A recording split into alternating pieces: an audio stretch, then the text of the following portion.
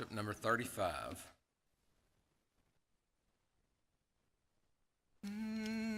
O soul, oh worship the King, all glorious above, and gratefully sing His wonderful love, our shield and defender, the ancient of days, pavilion in splendor, and girded with praise.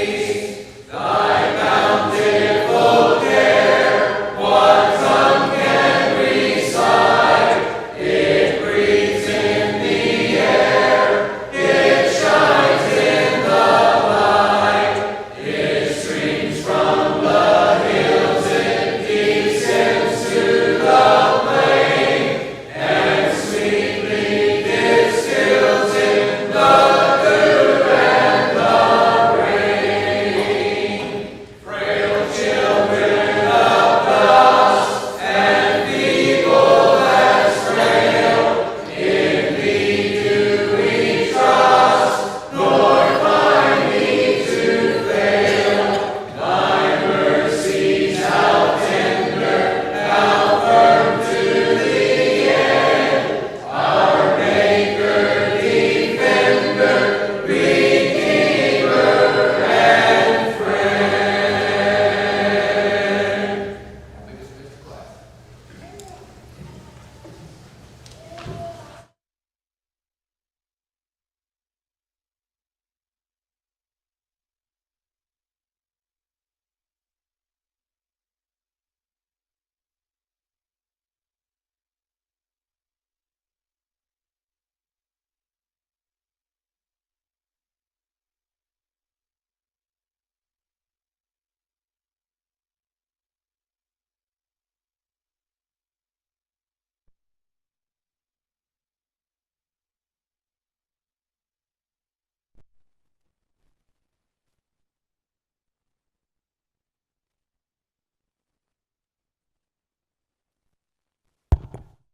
Good morning. Good to be with y'all. If you would open with me to 2 Kings chapter 17. 2 Kings chapter 17. That's where we'll spend most of our time this morning. So you may want to mark it. We'll flip around some but come back to it. This is new for me. I have never really taught class before. So with that being the case, the more y'all talk and the less I do, the better. So please feel free to jump in and interrupt me at any point. I'll be grateful for it. I've also got a lot of questions, most of which are softballs, and that's intentional so that y'all will talk and I don't. I want to begin this morning just with reading quite a bit of this section. It's a lengthy reading to get started. There's a lot of big names, but I think it'll help set the stage for us with what we're doing. I've been given names by Bruce of people I can pick on. So Alan, if you would read 24 through 28 for me. Todd, chapter 17, 29 through 33. Stephen, if you would, 33 through 38. And then Roger, if you'd finish out the chapter from there for us, if you would. So 2 Kings chapter 17, and we'll begin in verse 24.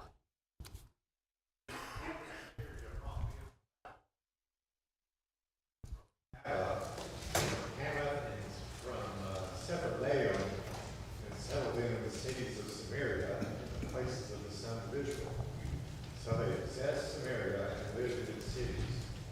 And it came about at the beginning of their living there that they did not fear the Lord. Therefore the Lord sent lions among them which killed some of them. So they spoke to the king of Assyria, saying, the nations whom ye have taken away into exile in the cities of Samaria do not know the customs of God of the land. So he has sent lions among them, and behold, they kill them, because they do not know the customs of the God of the land. And the king of Assyria commanded, saying, take there one of the priests whom you carried away into exile, and let him go and live there, and let him teach them the customs of the God of the land. So one of the priests whom they had carried away into exile in Samaria came and lived at Bethel, and taught them how they should fear the Lord. Howbeit, every nation made gods of their own and put them in the houses of the high places which the Samaritans had made, every nation in their cities wherein they dwelt. And the men of Babylon made Succoth-Benoth, and the men of Cuth made Nergal, and the men of Hamath made Ashima, and the Abites made Nibhaz and Tartak, and the Sepharvites burnt their children in fire to Adremelech and Anemelech, the gods of Sarah. So they feared the Lord and made unto themselves of the lowest of them priests of the high places, which sacrificed for them in the houses of the high places. So they feared the Lord, but also served their own gods, after the manner of the nations from among whom they had been carried away. To this day they do according to the former manner. They do not fear the Lord, and they do not follow the statutes and rules of the law, or the commandment that the Lord commanded the children of Jacob, whom he named Israel.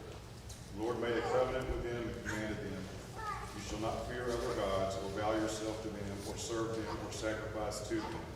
But you shall fear the Lord, who brought you out of the land of Egypt with great power and with an outstretched arm. You shall bow yourself to him, and to him you shall sacrifice. And the statutes and the rules of the law and the commandment that he wrote for you, you shall always be careful to do. You shall not fear other gods, and you shall not forget the covenant that I made with you. You should not fear other gods. But the Lord your God shall be feared, and he will deliver you from the hands of all your enemies. However, they did not listen, but they did according to all their earlier customs. So while these nations feared the Lord, they also served their idols, their children likewise, their grandchildren, as their fathers did, so did they to this day. All right, thank y'all. So to set the scene a little bit, where are we in geographical terms? The northern kingdom. Okay, so we're in Samaria, and the northern kingdom is where the Israelites would have been, but they're not here. Why? Why are the people of Israel not here anymore? Okay, so they've been taken captive. They're gone. And these people that are here are in the same boat as them. This is common Assyrian practice. They wanted to remove your sense of nationalism. They wanted to take you away from your home. So the Israelites have been captured. They've been taken away into captivity. And these people have been conquered by Assyria as well, and they've been relocated. And they've been relocated into Samaria. This is not their home. And so they are in a place they're not familiar with, and they are under Assyrian rule. And where the trouble comes in is the common belief of this time, that there was gods over different regions, that every area had its own god, and that you had to learn what that god wanted and how it wanted to be served and what he expected from you. And so when they get here and they begin having issues and the lions come in among them and are devouring them, they realize and reason with themselves, okay, there's a God here that we don't know anything about, and that we need to figure out how to serve him and how to appease him. And so they set forth to do that. And as we see, there's a priest sent back to them that is sent back with the task of teaching them how to serve the one true and living God, what he expected of them. And they began to do that. And so we see outlined here in the rest of this chapter the religion, so to speak, of these people who have been supplanted into Samaria. And their religion is what I want to notice some things about this morning.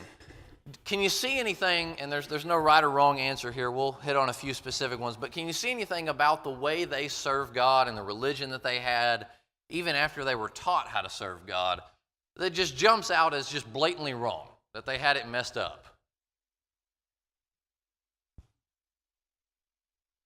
Okay, so it wasn't him and him alone. They had plenty of their own gods.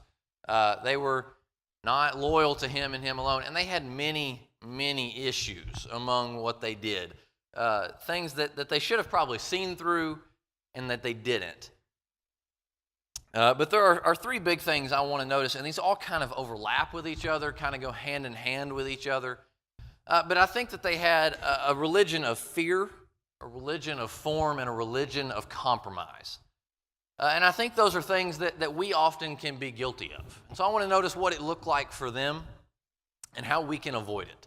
If you'll look at verse 32 with me, verses 32 and 33, it says, they feared Yahweh and appointed from among themselves priests of the high places, and they were acting for them in the houses of the high places, for they were fearing Yahweh and serving their own gods according to the custom of the nations from among them, whom they had been taken away into exile. If you drop down to verse 41, it says, so while these nations were fearing Yahweh, they also were serving their graven images. Their children likewise and their grandchildren, as their fathers acted, so they are acting this way to the day. So we see that they feared the Lord. They feared Yahweh. And that sounds like a good thing at first glance. But then look at verse 34. It says, to this day they are acting according to the earlier customs. They are not fearing Yahweh. They are not acting according to their statutes or their judgments or the law or the commandment which Yahweh commanded the sons of Jacob, whom he named Israel. So it says that they feared him, but they didn't. And that's not a contradiction of itself, but it's the type of fear they had. We know why the priest came in at the very beginning. They were fearful of the lions that were devouring them. They were scared of what God could do to them. That's how they feared God. So they feared him in one way, but not another. Verse 25 is what they're really scared of with the lions. And I think this is something we can be guilty of. We can fear God without having a proper fear of him. And we need to be careful that we don't end up in the same boat that these Samaritans did. And this proper fear of God is something that's taught all throughout Scripture. If you'll turn over with me to Proverbs chapter 1. Proverbs chapter 1.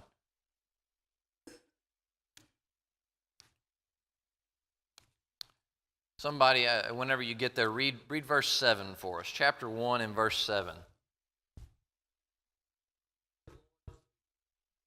Fools despise wisdom and instruction. All right, so even Solomon, he harped on this all the time. If we flip over, staying in Proverbs, to chapter 14. Chapter 14. In verse 26, it says, in the fear of Yahweh there is strong security, and his children will have refuge.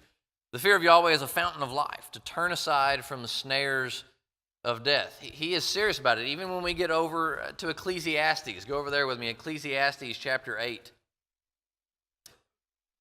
Ecclesiastes chapter 8. Someone read 12 and 13 for us there.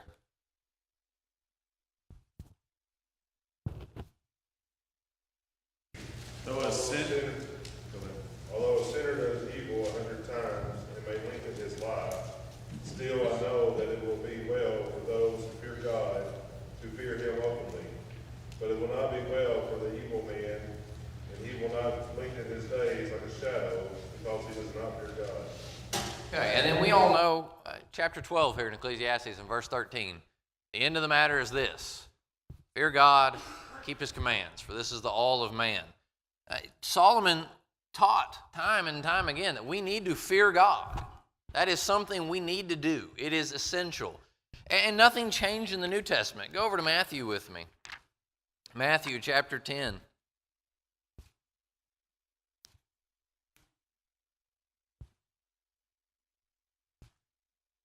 Matthew chapter 10 and verse 28. And do not fear those who kill the body, but are unable to kill the soul, but rather fear him who is able to destroy both soul and body in hell. Jesus himself tells us we better fear God. We need to. It's an essential thing. Go over with me to Acts chapter 10. The apostles were big on teaching this as well. Acts chapter 10.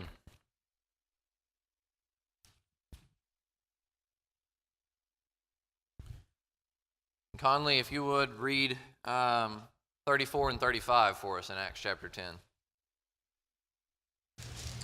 So Peter opened his mouth and said, truly I understand that God shows no partiality, but in every nation anyone who fears him and does what is right is acceptable to him. Okay, and Philippians chapter 2.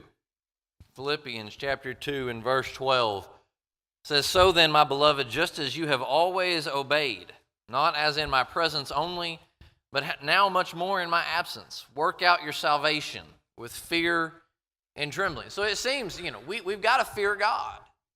But obviously there's a wrong way in which we can do that, because the Samaritans did. And we need to understand what this proper fear of the Lord is, because there's a specific type of fear that these passages are calling us to. It's not just a shaking in your boots fear of what's going to happen to you. That's not always what we're being called to here.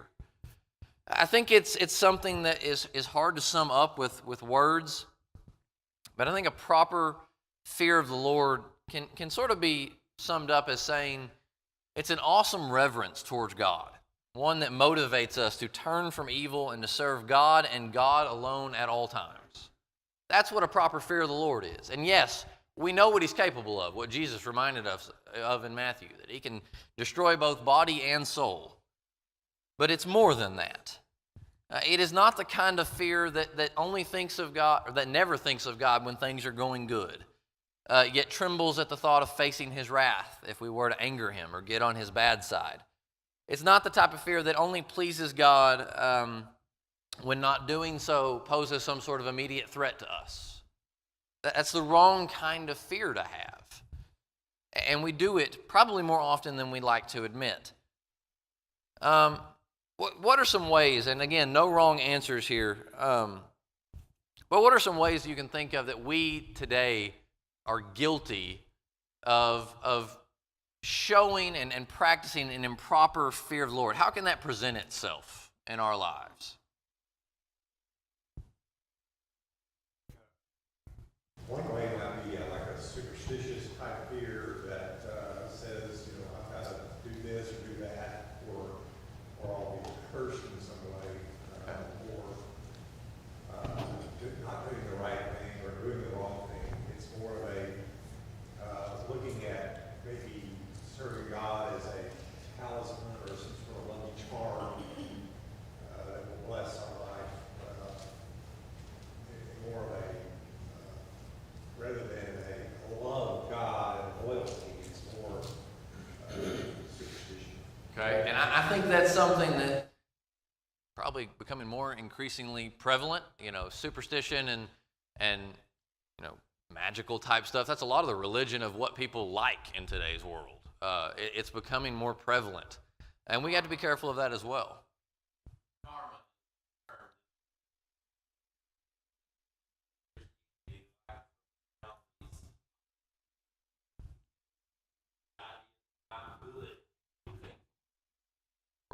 Right. Were too superstitious. They Yeah. had a lot of gods and they had idols built to them, and they even had one for the unknown God, just in case they left one out. Right. And that all kind of ties back into idolatry and the practices of it. They were superstitious with their gods a lot of times. And we can definitely be guilty of that. Anything else? Any other ways you can think of that this presents itself in our lives? Say, my dad will kill me, versus I don't want to disappoint my dad. And that's the attitude difference, and I think it's exactly the attitude difference that you're pointing out with the Samaritans, is if you do what you're supposed to do because you do not want to be punished, that's different than doing what you're supposed to do because you don't want to disappoint, you don't want to damage the relationship. And not, serving God because you don't want to damage your relationship with God is different than I just don't want God to let bad things happen to me.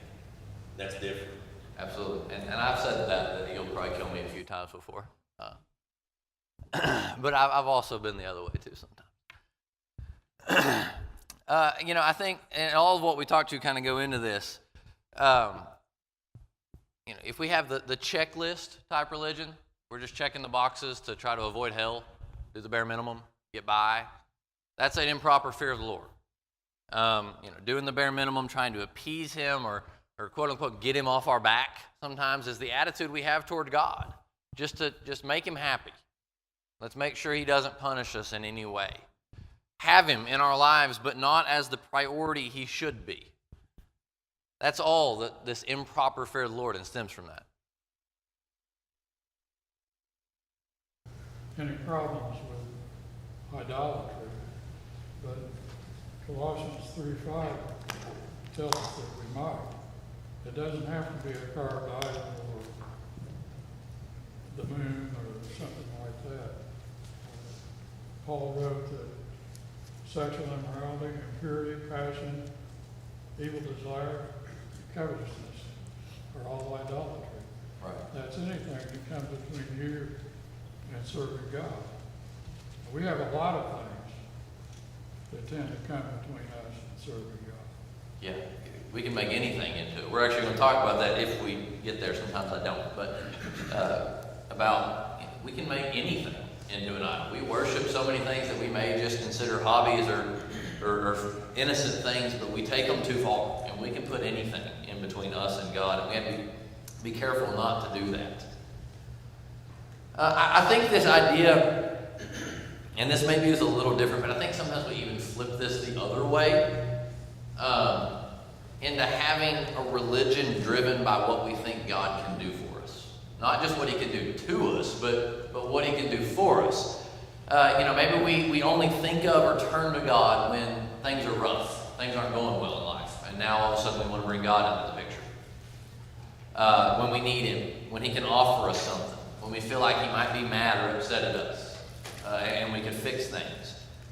I feel like that's equally as wrong the other direction, and it's probably stemming from the same area of an improper fear and understanding of him. And we need to make sure that we don't do all of that. Again, fear is a necessary thing in a relationship with God. It's especially necessary early on in a walk with God. For most of us, fear is likely what got us in the water at the beginning and got us baptized. We were probably fearful at some level about our standing with God and if we were going to hell. And that's oftentimes where things begin. But it's not where things need to end in a relationship with God. It's got to grow beyond something that's just driven by fear. And I think that's kind of what 1 John chapter 4 is telling us about. If you'll turn over there with me, 1 John chapter 4. When our faith is where it needs to be, when we've matured to the level that we ought to, fear is there, and it is there to take over when we're weak and to drive us, but it is not the main driving force when we're where we ought to be. 1 John chapter 4 and verse 16. We have come to know and have believed the love which God has in us, for God is love, and the one who abides in love abides in God, and God abides in him. By this, love has been perfected with us, so that we may have confidence in the day of judgment, because as he is, so also are we in this world. There is no fear in love, but perfect love casts out fear, because fear involves punishment, and the one who fears is not perfected in love. When we have matured and grown to the level we ought to, love takes the place of fear. It's the driving force. As we were talking about with, I don't want to disappoint my dad as opposed to he'll kill me. And that's the mindset, that we obey and serve God because we love him, and we don't want to let him down, and we want to please him as opposed to we're just scared of him. And that's the point we need to get to. We need to be striving for. We need to make sure we're not like the Samaritans in that way. All right, anything else before we move on to the next problem with their religion? Yes? Some of us, unfortunately, are perfectionists, and so we have this unhealthy fear of never being enough or not meeting a standard that we set for ourselves that maybe God didn't even set. I don't know if that's even close to along the line I'm talking about, but that was just a fear I thought of that that I had. Right, and I can relate to that. I'm a perfectionist in many ways too. And absolutely, it's something you have to, that it's always there, and you constantly have to try to convince yourself and remind yourself of, this is my standard, not God's. And remind ourselves of what the point is and what he's calling us to. Absolutely. All right, so the next thing they had wrong with their religion, they had a religion not only of fear, but of form. We read that they served God. They called in the priest to teach them what to do, and they served him, but not really. Not really. They weren't really sincere about it, and it wasn't perpetual in serving him. It was just sometimes. They were doing what we often refer to as just going through the motions. And if you'll read, the section, we won't read it all again, but back in 2 Kings 17, the whole section from verse 29 to 33 that we've already kind of talked about with all the big names that Todd had to read, they kept serving their idols and their false gods. And obviously, they were not sincere in what they were doing if they were keeping that up. They were just going through the motions. What they did give to God, the service they did offer him, the worship they offered him, it was all tied back in to this fear. It was just to appease him. It was not sincere. They didn't mean any of it. They had no relationship with him. They had no love for him. They were not sincere in actually trying to please him. And it's the religion of fear that got them to that point, that made them have this issue. And whether it is fear-driven or driven by other reasons, how can we be guilty of this same type of thing, of just going through the motions and not really being sincere with our relationship with God? What can that look like in our lives? Yeah, a train wreck. And we see it far too often, all around us, within ourselves.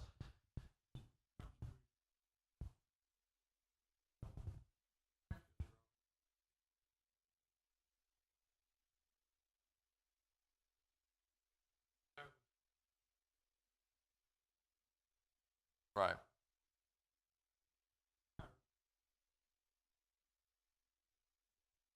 Right. There's a lot of people that claim to be incredibly sincere, and to some extent they are, but really they're sincere about making religion what they want it to be and getting a feel-good experience out of it. They're not very sincere about getting into the Word and letting it show them what's expected of them and what God wants. They're not sincere about pleasing him. They're sincere about getting what they want out of religion, what it can offer them. Yes? I think that people here wasn't sincere, but I think this is a direct correlation to the denominations today. Right. They're doing what they want to do, and they're doing what they think that they need to do, but they're not diving in to what the priest really needed, the true priest. Just like the denominations today, they look into the Bible and they read and they study a little bit, but then they take what man wants it to be and they change it. Yeah. So that's, we see denominations going through a lot of things too. Right. But it's not true and undefiled religion. Right. And, with the Old Testament, it wasn't just these Samaritans that struggled with that. The Israelites themselves did that all throughout their history. It gets to the point with Isaiah where he says, God says through Isaiah, I've had enough of your sacrifices. Quit. Because you're completely missing the point. You don't do this because you're sincere and because you love me and you want to please me and you're not penitent of your sins. You're just killing animals at this point for no reason. So they were guilty of that too. And it is, when you have something that you do your whole life and it's, it's what you do, it's easy to get there. I understand how the Israelites got there with what they were doing. And it is easier than we may like to think for us to get there as well.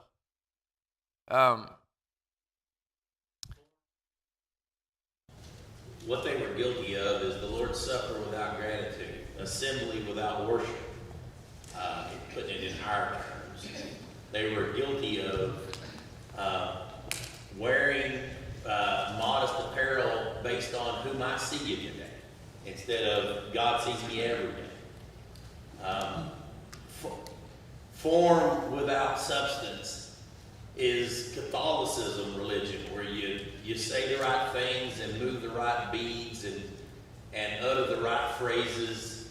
It's a bunch of hocus pocus religion that says if I do these things, these actions, that I have pleased God. That it's formula religion. And it's definitely not the religion that Jesus taught. Matter of fact, he taught very much in contrast that he thought Judaism had become more like a form religion instead of the point of it all. What was the point? Faith, hope, and love were the point that they had missed. So anyway, you talk about they had form. These Samaritans had form. Can we do that? Absolutely, we can do that. We can have a religion of form, where it is doing the things that mom and dad, and grandma and grandpa expect us to do, and there's no substance behind it.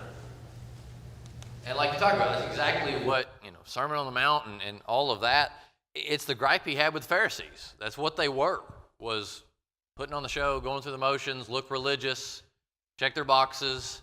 And that's it, what he was warning us against, that in this new law, that was supposed to not be the case anymore. That was supposed to change. We were to be called to a different standard. And that kind of gets into the big one I want to notice with this, and we talk about this all the time, but the area we are probably more guilty of this than anything is here with our worship service. We oftentimes fall prey to just showing up, sitting in the pew, going through the motions. And we do that so often. We don't have any intent on focusing on what our meaning is, on what our point is. We're not truly worshiping. We're just here. We don't have the right motives and the right mindset. And is there a point to which form is needed? Well, absolutely. I mean, we talked about Bible authority, which Todd and Stephen gave us a big dose of back there a little while ago. And it's important stuff. We talk about it all the time. We live and we worship a certain way because he said to. We need form to an extent. There is a way some things are supposed to look. But we have to realize that form alone, whether it be in our worship, in our lives, our relationship with him, form alone is not going to cut it. It's kind of like works alone type thing. It's not going to cut it. That's what, as you were saying, what Catholicism is. And we don't need to get there. We need substance along with our form. If you look at Matthew with me, Matthew chapter 15.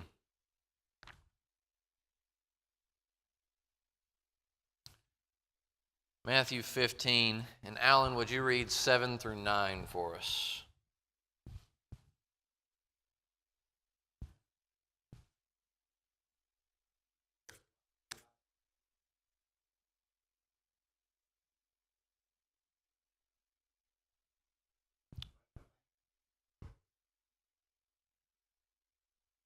All right, and this is, back again, what Jesus was warning about with the Pharisees. He was saying that the way y'all are doing things, the going through the motions, the form alone without any heart in it, without any substance in it, the way he describes it is hypocritical. And when Jesus uses the word hypocritical, usually he is very passionate and sincere about the topic he's addressing. He uses that word strongly. And he calls us to not be that way with our worship or with our relationship with him or whatever it may be. This may seem like a trivial example. In some ways it is, but I think it paints the pictures well. But think about some of the songs we sing when we're here. We sing, Give Me the Bible. But do we really take the time to read it and cherish it and spend time in it? Are we serious about it? Are we thinking about that? Do we mean what we say when we're worshiping? Do we really want the Bible? We sing, Here am I, send me. But are we actually willing and zealous to do the work he has for us? Do we mean what we're singing and what we're saying when we're here? Or are we just going through the motions?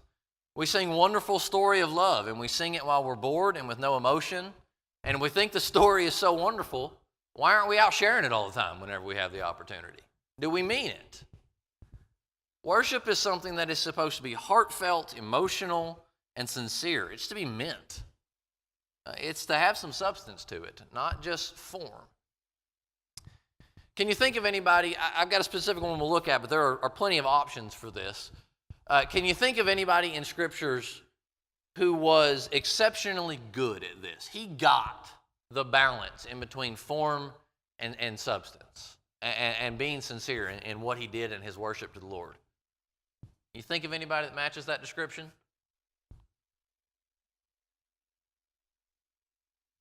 Okay. And that's who I'm talking about. You're right. At times he missed it. But when David was strong and where he was supposed to be, he got it very well. Just looking at the Psalms. Psalm 138. Look there with me.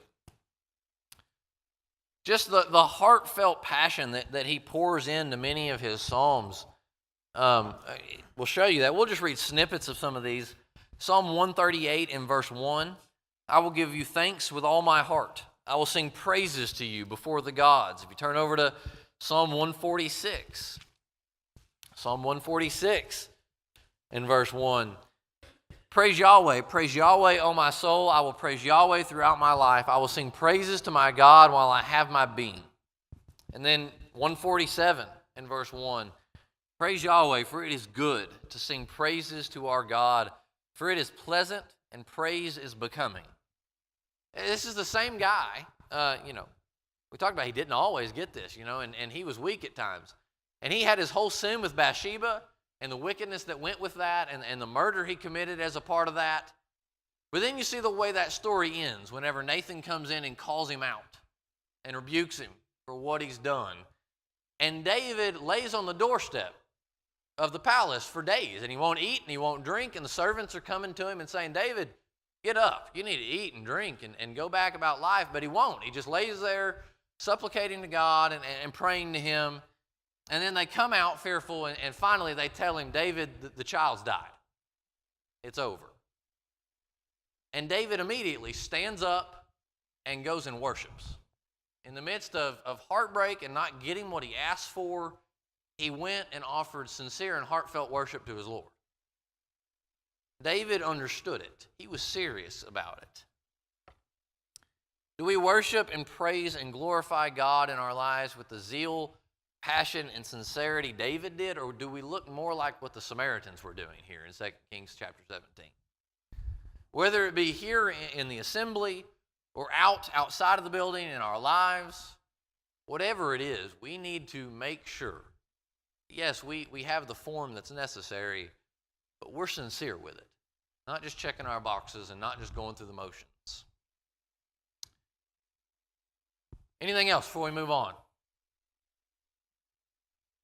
All right. Lastly, they had a religion of compromise. Turn back to 2 Kings chapter 17 with me.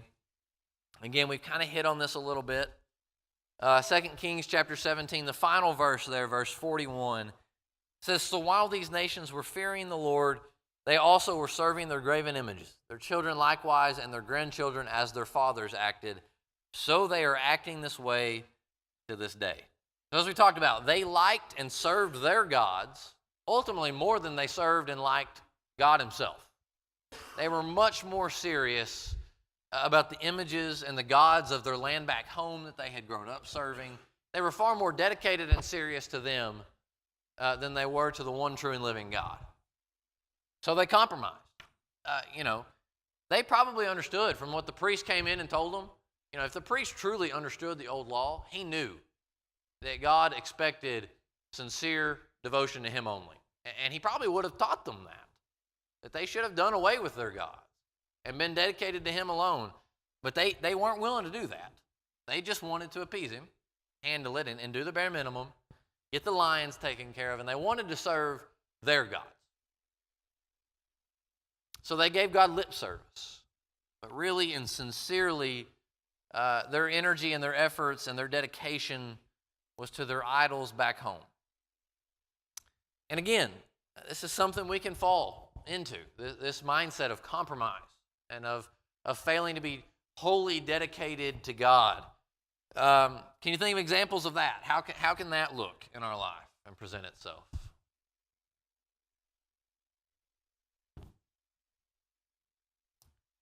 I think of trying to serve two masters, serving the world and God, trying to please both, trying to please God and men. And Scripture is very clear with us that that's just impossible. You can't pull it off. Yes? Used in this class, not this particular class, but one before, that I think describes exactly what's going on here. It's syncretism. And the definition is the amalgamation or attempted amalgamation of different religions, cultures, or schools. The use of the term interfaith dialogue, which would be that different teachings that are amalgamated or blended together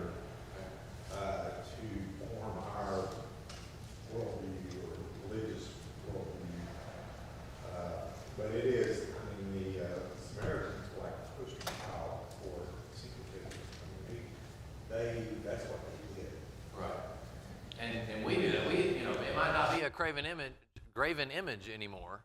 We have all sorts of things that we blend in with Scripture and with God, and kind of distort what it's intended to be. We'll, put things above Him, mix things in with Him, put things on the same level as Him, incorporate things that weren't intended to be a part of our religion into it. And we can be equally as guilty of that as they were. Yes.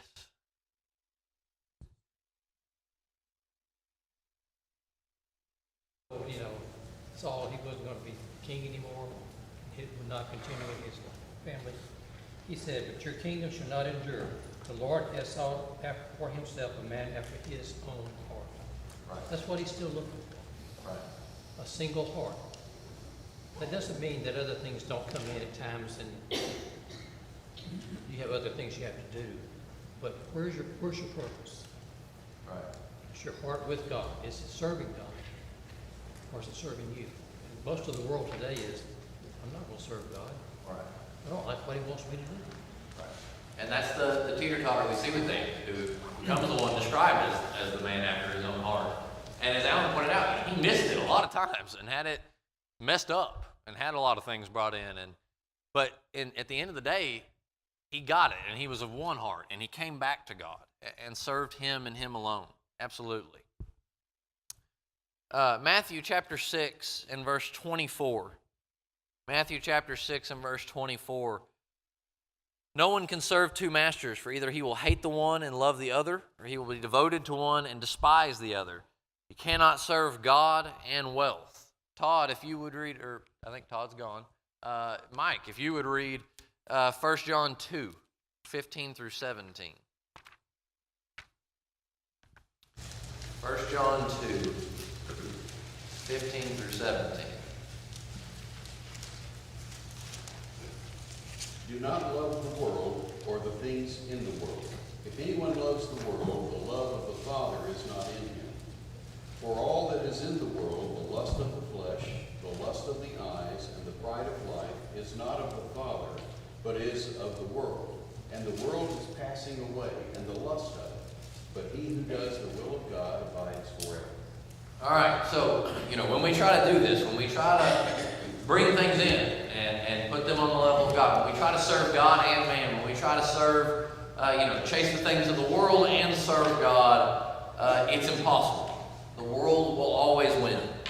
There's no sitting on the fence when it comes to a relationship with God. The world will win. And eventually, sooner or later, that will begin to show itself and become exposed in every area of life. Your devotions will come to be seen.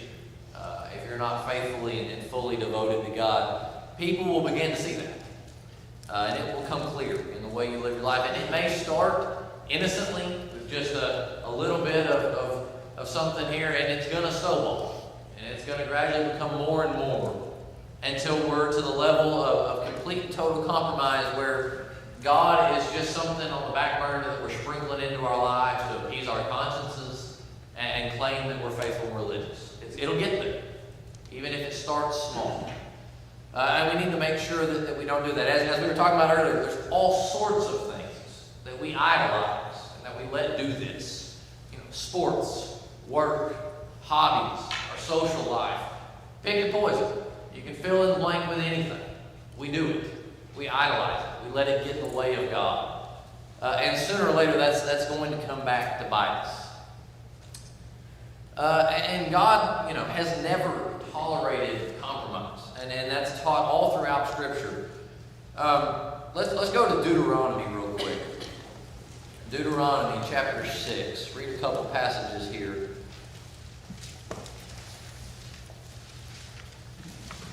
Deuteronomy 6. We'll begin in verse 5. You shall love the Lord your God with all your heart, with all your soul, and with all your might. Drop down to verse 14. You shall not walk after other gods, any of the gods of the peoples who surround you, for Yahweh your God in the midst of you is a jealous God, lest the anger of Yahweh your God be kindled against you, and he destroy you from the face of the earth. This is what I was talking about, that the priest knew this. He knew that they were expected to serve God and God alone. That was always the case under the Old Testament. Jesus teaches us the same thing in Luke chapter 14, 26 and 33, that we're supposed to be wholly devoted to him. James chapter 4 and verse 4 calls it spiritual adultery when we chase other things along with God, when we don't put him at the forefront. That's the entire point of the book of Hosea and everything that goes on with Gomer, that he is expected to keep going back after this unfaithful wife and bring her back and love her. And the point that's being taught is that this is how God feels when we put things on the same level as him, when we don't serve him and him alone, when we're unfaithful to him, that it is spiritual adultery. And that's how he feels when we do it.